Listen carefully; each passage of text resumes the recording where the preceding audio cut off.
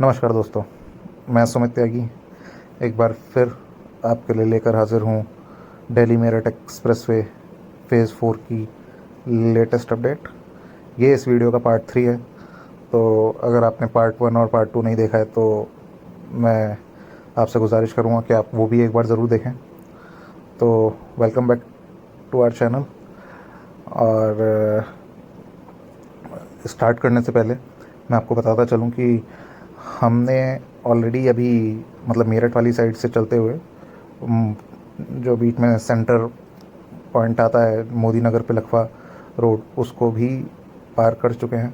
इस वीडियो में हम एक्सप्रेसवे लॉन्च, जहाँ से फ्यूल भरवाया जा सकता है या रिफ़्रेशमेंट्स कलेक्ट की जा सकती हैं, उसके अलावा गंग नहर पे बन रहा पुल और स्ट्रक्चर, और बाकी स्ट्रक्चर ये ईस्टर्न पेरिफेरल एक्सप्रेसवे तक और क्या क्या पड़ेंगे उन सबको कवर करेंगे। और जैसा कि आपको पता है कि 77% इस एक्सप्रेसवे का काम ऑलरेडी कंप्लीट हो चुका है। बचा हुआ 23% कंप्लीट करने का जो टारगेट है वो दिसंबर 2020 तक रखा गया है। तो लेट्स सी क्या वो टारगेट अचीवेबल है कि नहीं।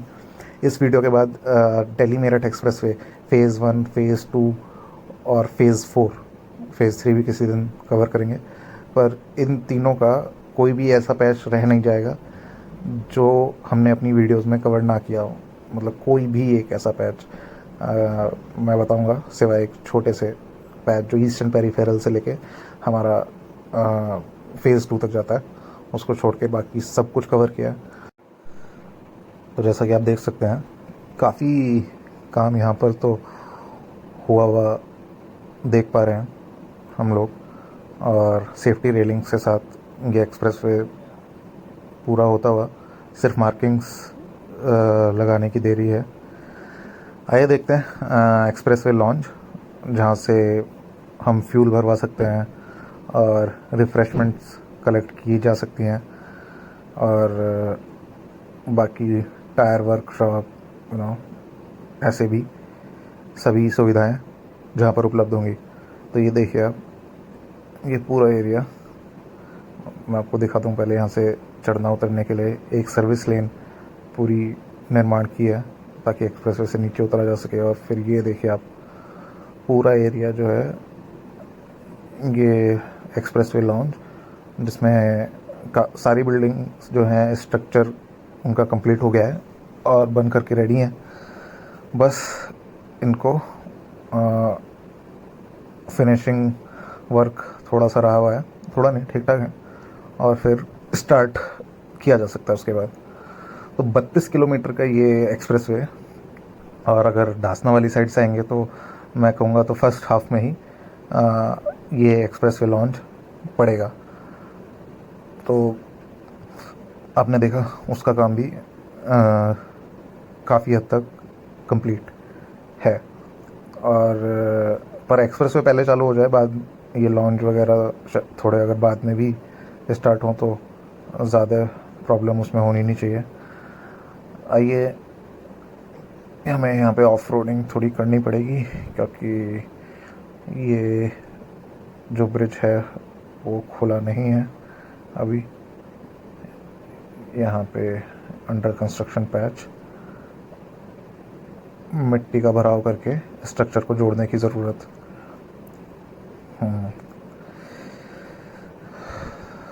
तो आप देख सकते हैं ऐसे कई सारे अंडर कंस्ट्रक्शन पैचेस हैं जो कि आने वाले टाइम में जिन्हें हम कंप्लीट होता देख सकेंगे, होपफुली जल्द से जल्द। और इस एक्सप्रेसवे के बारे में आपको और भी कुछ रोचक जानकारियाँ देना चाहूँ। फ़ेज़ 1, फ़ेज़ 2 और फ़ेज़ 3 इस एक्सप्रेसवे के, जो फ़ेज़ 1 है हमारा दिल्ली के सराय काले खां से लेकर यूपी गेट तक, फ़ेज़ 2 यूपी गेट से लेके गाज़ियाबाद के डासना तक, फ़ेज़ 3 हमारे डासना से लेके हापुड़ के एंड तक। तो ये है हाइब्रिड एनवीटी मोड पर, जिसे HAM मोड से भी जाना जाता है। और फेज़ फोर है हमारा ईपीसी मोड पे। तो ईपीसी मोड होता है इंजीनियरिंग प्रोक्योरमेंट कंस्ट्रक्शन मोड। तो मैं आगे न एलेबोरेट भी कर देता हूँ। तो हाइब्रिड एन्युटी मोड हमारा बेसिकली क्या है कि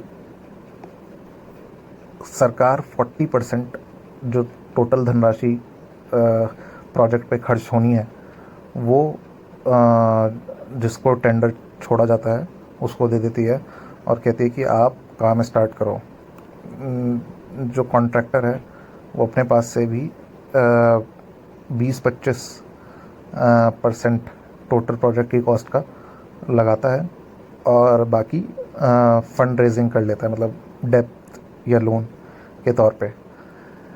उसके बाद मैं आगे कंटिन्यू रखूँगा। और ये देखिए आप ग्रैंड स्ट्रक्चर गंग नहर पे बनता हुआ, मतलब ऑलमोस्ट बन के तैयार है, पर कुछ काम अभी भी बाकी है। और ये देखिए तो सेपरेट 2 पुल भी बनाए गए हैं ट्रक और बाकी यूटिलिटी की आवाजाही के लिए। और ये ये काफ़ी बड़ा स्ट्रक्चर इस एक्सप्रेसवे पे निर्माण किया जाना था और ये बन के रेडी है। अब थोड़ा काम इस पे बचा हुआ है और आइए देखते हैं कार इस पे चढ़ पाएगी कि नहीं। लगता है बहुत पास से चूके हम। इसको पीछे से लाके चढ़ाना पड़ेगा।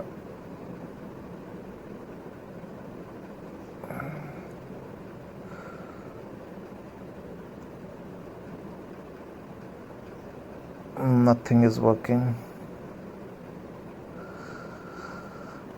So guys, फाइनली उस बाधा को पार कर चुके हैं हम और आपने देखा गंग नहर पे स्ट्रक्चर का निर्माण होते हुए। तो मैं था हाइब्रिड एनवीटी मोड पे, जिसके अंतर्गत फ़ेज़ 1, फ़ेज़ 2 और फ़ेज़ 3 का निर्माण हुआ है। और उसके तहत सरकार 40% of total project cost contractor को देती है और बची हुई कॉस्ट कॉन्ट्रैक्टर खुद जुटाता है। 90% लैंड एक्विजिशन होने के बाद में प्रोजेक्ट का कंस्ट्रक्शन स्टार्ट किया जा सकता है और बची हुई कॉस्ट जो बची हुई 60% है, सरकार उन्हें हर साल किस्तों के तौर पे देती है। हाइब्रिड एनवीटी मोड पहले जो बिल्ट ऑपरेट ट्रांसफ़र था उसी का मॉडिफाइड वर्जन है। बिल्ट ऑपरेट ट्रांसफ़र मोड में कॉन्ट्रैक्टर को रिस्क भी लेना पड़ता था, ट्रैफिक कितना रहेगा एक्सप्रेसवे पे या हाईवे पे, और जिसकी वजह से मतलब थोड़े हिचकिचाते थे कॉन्ट्रैक्टर्स कि यार पता नहीं इतना ट्रैफिक आएगा भी कि टोल से इतना रेवेन्यू कलेक्शन हो पाए कि मेरी कॉस्ट वसूल हो पाए। पर अब गवर्नमेंट ने उस रिस्क से बिल्कुल फ्री कर दिया कॉन्ट्रैक्टर को, तो बची हुई कॉस्ट उसे कुछ किस्तों में मिल जाती है 60%। तो वो हाइब्रिड एनवीटी मोड है और उसी के तहत जो 3 हमारे फेज़ हैं उनका निर्माण हुआ है। ये जो फ़ेज़ 4 है ये EPC engineering procurement construction mode के आधार पे बन रहा है और इसमें गवर्नमेंट सब कुछ जुटाती है। सिर्फ टेक्निकल एक्सपर्टीज़ या इंजीनियरिंग एक्सपर्टीज़ के लिए कॉन्ट्रैक्टर हायर किया जा सकता है। तो अगर आपने ये देखिए आप यहाँ पे जो ये लेफ़्ट में कंस्ट्रक्शन आप देख पा रहे हैं, ये है मुरादनगर वाली रोड जो कि मसूरी से मुरादनगर जाती है और इसके ऊपर अच्छा खासा काम बचता हुआ इस वाले स्ट्रक्चर पे, मेरे ख्याल से सबसे ज़्यादा इसी स्ट्रक्चर पे काम बचा हुआ है।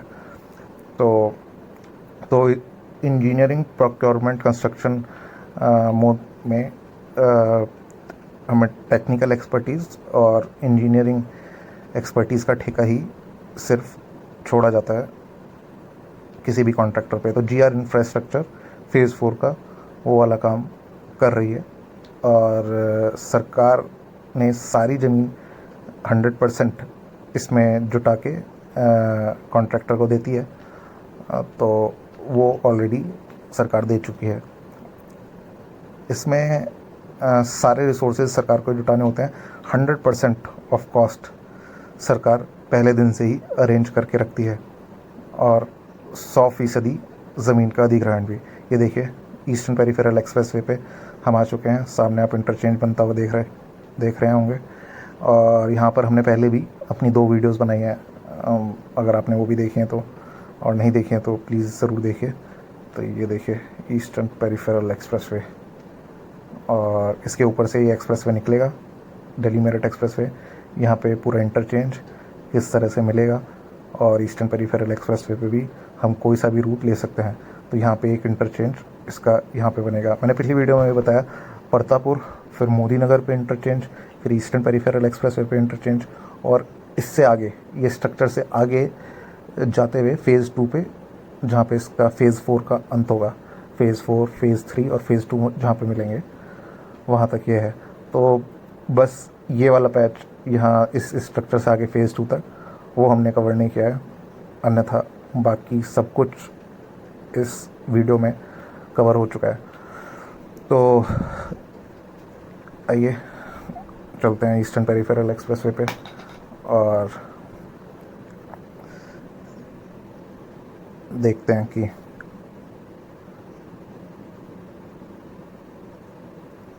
तो ये देखिए आप, यहाँ पे आगे मैं देख पा रहा हूँ ट्रक्स अभी भी भराव करते हुए, और दिल्ली मेरठ एक्सप्रेसवे का काम बिल्कुल दिन रात चलाते हुए, और मेरे ख्याल से आने वाले टाइम में, क्योंकि अब गडकरी जी ने भी कमिट कर दिया है दिसंबर 2020, तो आने वाले टाइम में वर्कफोर्स और ज़्यादा बढ़ेगी और हमें और ज़्यादा तेज़ी से काम देखने को मिलेगा। तो ये देखिए, अब हम आ चुके हैं ईस्टर्न पेरिफेरल एक्सप्रेसवे, जो कि 135 किलोमीटर का दिल्ली के चारों तरफ एक सेमी सर्कल है, और इसके ही बायलैटरल सिमेट्री में हमारा वेस्टर्न पेरिफेरल एक्सप्रेसवे है, जो कि हरियाणा गवर्नमेंट के द्वारा कंस्ट्रक्टेड है। ये NHAI का अपना प्रोजेक्ट है। 120 इसकी स्पीड लिमिट है। दिल्ली मेरठ एक्सप्रेसवे पे भी 120 किलोमीटर प्रति घंटा की स्पीड लिमिट रखी जाएगी। तो अब देखना ही होगा कि कब तक ये हमारा एक्सप्रेसवे कंप्लीट हो पाएगा, और काफ़ी गर्व की बात है कि हम इस चीज़ के साक्षी हैं कि ऐसे गज़ब के एक्सप्रेसवे हम अपनी आंखों के सामने बनते हुए देख पा रहे हैं, और जो आने वाले टाइम में देश का नक्शा स्वरूप बदल के रख देंगे, जो इकोनॉमिक ग्रोथ इंजन साबित होंगे। अभी भी बात करें तो उत्तर प्रदेश में सबसे ज़्यादा लंबे एक्सप्रेसवेज़ हैं। इस साल के अंत तक बुंदेलखंड नहीं, पूर्वांचल एक्सप्रेसवे चालू हो जाएगा। बुंदेलखंड एक्सप्रेसवे शायद नेक्स्ट ईयर तक चालू हो जाए, उस पर भी काफ़ी तेज़ी से काम चल रहा है। फिर उसके बाद गंगा एक्सप्रेसवे अपकमिंग एक्सप्रेसवे है, और दिल्ली मेरठ एक्सप्रेसवे तो इस साल के अंत तक चालू होना ही चाहिए, ऐसी पूरी उम्मीद और आशा हमको है। Thanks for watching. Please comment करके ज़रूर बताइएगा आपको ये वीडियो कैसी लगी, और please subscribe the channel and press the notification bell icon. Thank you very much. Thanks a lot.